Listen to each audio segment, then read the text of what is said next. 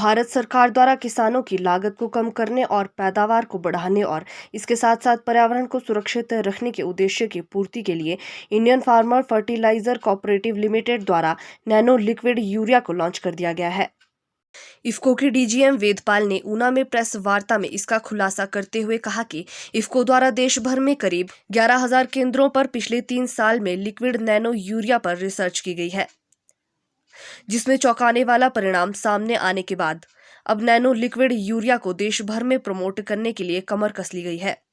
DGM Vedpal ने बताया कि यूरिया की एक बोरी का काम करीब आधा लीटर नैनो लिक्विड यूरिया बड़े आराम से कर रहा है। इसके साथ साथ परंपरागत यूरिया की अपेक्षा नैनो लिक्विड यूरिया पर्यावरण के लिए भी बेहद कम घातक हुआ है।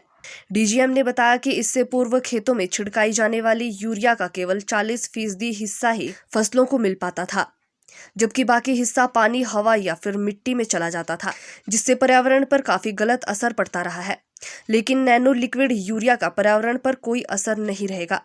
क्योंकि इसे घोल के रूप में पौधों पर छिड़काया जाएगा और इसका जमीन के साथ संपर्क बेहद कम रहेगा। इफ्को की डीजीएम वेदपाल ने कहा कि हिमाचल प्रदेश में लिक्विड नैनो यूरिया के प्रमोशन के दौरान किसानों के साथ गोष्ठियां आयोजित की जाएगी, ताकि उन्हें परंपरागत ऊर्जा की अपेक्षा लिक्विड नैनो यूरिया के इस्तेमाल से अवगत करवाते हुए इस और आकर्षित किया जा सके। उन्होंने कहा कि यूरिया का नैनो लिक्विड रूप में इस्तेमाल पर्यावरण पर भी किसी प्रकार का प्रतिकूल असर नहीं डालेगा।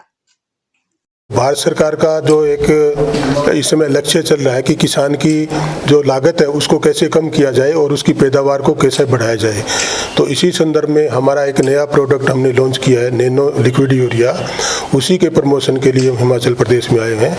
और इसी के बारे में हम गोष्ठियाँ करके किसानों को बता रहे हैं कि कैसे आप लागत को कम करके और अपनी खेती की पैदावार को बढ़ा सकते हैं। सर, जिस तरह से प्राकृतिक खेती की ओर जो है वो केंद्र सरकार किसानों को आकर्षित कर रही है, तो ये जो आपने नई खाद बनाई है कितनी उसमें कारगर साबित है? ये जो खाद है ये पिछले 3 साल से इस पे रिसर्च चल रहे थे और 2 साल में हमने पिछले 2 साल में 11,000 केंद्रों पे जो यूनिवर्सिटी के जो रिसर्च स्टेशन है कृषि विज्ञान केंद्र है वहाँ पे इनके ट्रायल चलाए गए और 11,000 जो ट्रायल हुए थे उनकी रिपोर्ट के बेस पे भारत सरकार ने इसके प्रोडक्शन की और इसकी मार्केटिंग की परमिशन इफ्को को दी है। तो ये एक पहला प्रोडक्ट है पूरी दुनिया के अंदर, भारत में ही नहीं पूरी दुनिया में पहला प्रोडक्ट है जो यूरिया को नैनो रूप में हम लेके आए हैं और इसका जो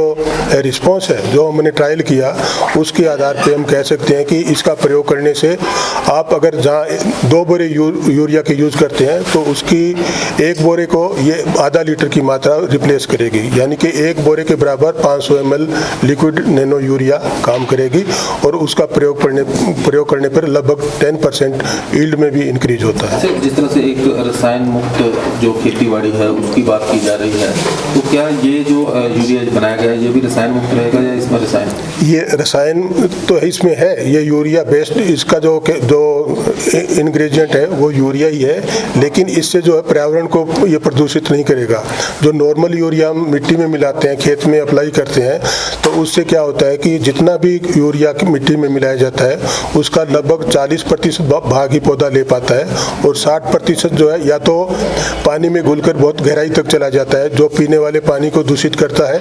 या गैस बनकर हवा में मिक्स हो जाता है जो वातावरण को दूषित करता है। लेकिन जो नैनो यूरिया है इसका कोई ऐसा इफेक्ट नहीं है, क्योंकि ये छिड़काव के द्वारा पौधे पे दिया जाएगा